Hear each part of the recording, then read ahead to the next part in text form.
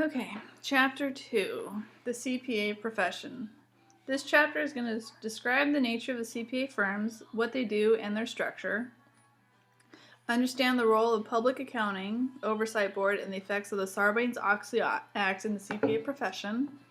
Summarize the role of the Securities and Exchange Commission in accounting and auditing. Describe the key functions performed by the AICPA. Understand the role of international auditing standards and their relation to U.S. auditing standards. Use U.S. auditing standards as a basis for further study. And last part, identify quality control standards and practices within the accounting profession. So objective 2.1 is describe the nature of CPA firms, what they do, and their structure. Certified public accounting firms, there are a variety of firms out there. There's the Big Four international firms, which is the four largest CPA firms in the United States. They're called the Big Four because they are the biggest in the United States. They house over 1,000 people each firm. They have the national firms. These firms are ranked 5 through 8 on table 2.1 on page 26. They're large, but they're considerably smaller than the Big Four. The national firms perform the same services as the Big Four. The next one are the regional and large local firms. These firms are less than 200 CPA firms with professional staff of more than 100 people. Other firms have several offices in a state or region and serve a larger radius of clients. And last bit are the small local firms. Most CPA firms have fewer than 25 professionals in a single office firm, and they make most of their profit by doing accounting and tax services for their clients. So there's the structure of CPA firms, there's the need for independence from clients, the importance of a structure to encourage competence, and the increased litigation risk faced by auditors. There's on table 2-2 on page 29, it shows staff levels and responsibilities. The staff assistant is brand new to 2 years within the company with typical responsibilities of performs most of the detailed audit work. There's senior or in-charge auditor, which has 2 to 5 years of experience and coordinates and is responsible for audit field work, including supervising and reviewing staff work. There's the manager that has 5 to 10 years of experience, and they help in-charge plan and manage the audit reviews and the charges work and manages relations with the client. And there's a partner with 10 plus years. He reviews the overall audit work and is involved in significant audit decisions. The Sarbanes-Oxley Act is talked about in Objective 2.2. There's Securities and Exchange Commission for Objective 2-3 on page 30. And they go in the 4 types of reports that each company makes. There's the Form S1, the 8K, the 10K, and the 10Q. Objective 2.4 has the American Institute of Certified Public Accountants, or AICPA, AICPA. There's a membership, and the AICPA is restricted to CPAs, but not all members are practicing as independent auditors. Good to know. So there's establishment of standards and rules for AICPA. There's auditing standards, which is part 1. Part 2 is compilation and review standards. 3 is other attestation standards, and part 4 is code of professional conduct. Page 32 has international and U.S. auditing standards. It talks about the difference between the IAASB, the International Auditing and Assurance Standards Board, and the IFAC, International Federation of Accountants.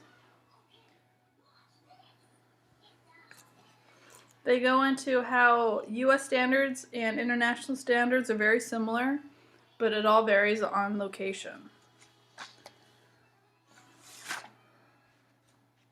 Objective 2.6 is generally accepted auditing standards. They obtain reasonable assurance about whether the financial statements as a whole are free from material misstatement, and they report on financial statements and communicate as required by GAAP in accordance with the auditor's findings. There's a purpose, there's responsibilities, and performance linked to the standards.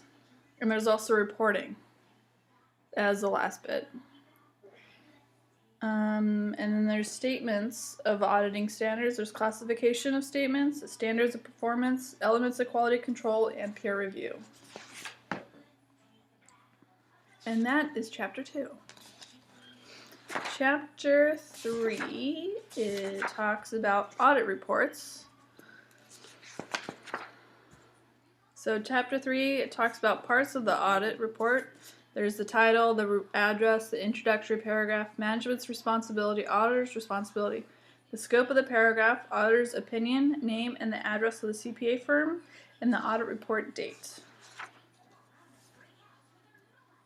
There are 4 categories of audit reports. There's standard unqualified, which is the 4 conditions stated above have been met, which are 1. All statements, balance sheet, income statement, statement of changes in stockholders' equity, and statement of cash flows are included in the financial statements.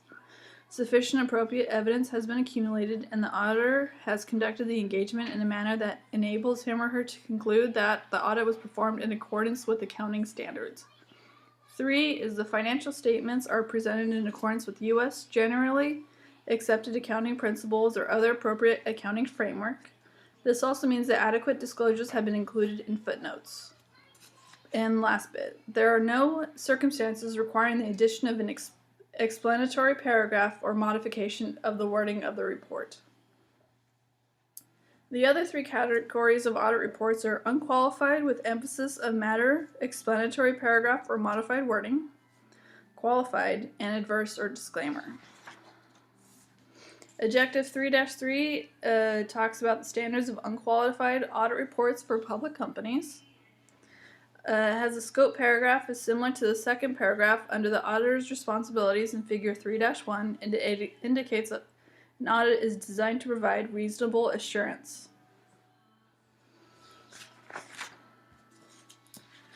Objective 3-4 is unqualified audit report with emphasis of matter, explanatory paragraph, or modified wording. This has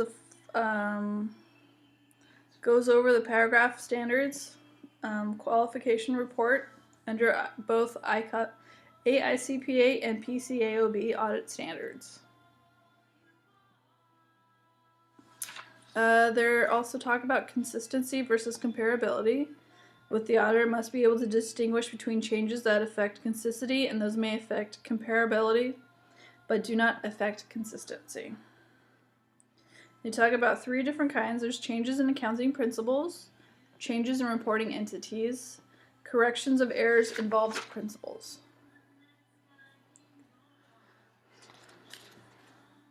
There's also emphasis on other matters on page 57.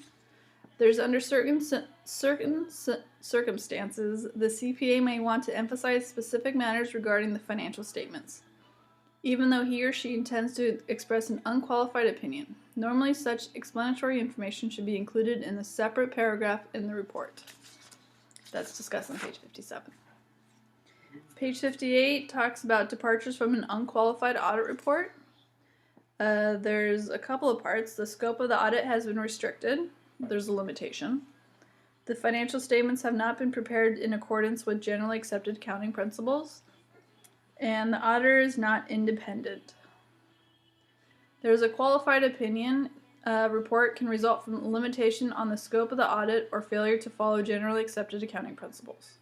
Gotta watch out.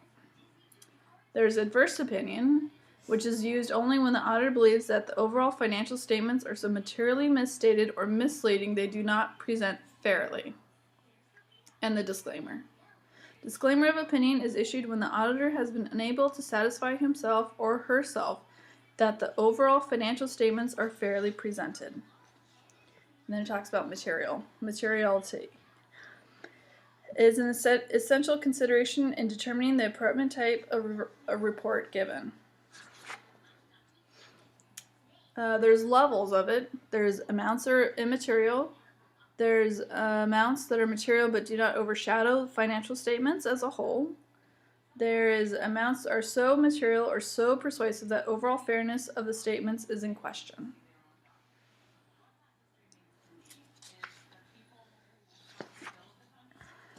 Objective 3.7 is discussion of conditions regarding a departure. It talks about two major categories of scope restrictions exist. One is that these are caused by clients or those caused by conditions beyond the control of either the client or the auditor.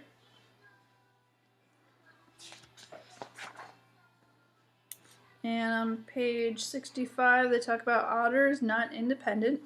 If the auditor is not independent or specified by Code of Professional Conduct, a disclaimer of opinion is required, even though all the audit procedures considered necessary in the circumstances were performed.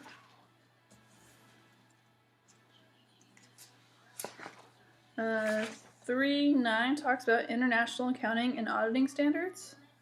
So increasing globalization of the world's capital markets and expansion presence of business operations in multiple countries are the leading for calls for establishment of a single set of accounting standards. So overall consistency is what they want. And that's the end of chapter 3. Awesome.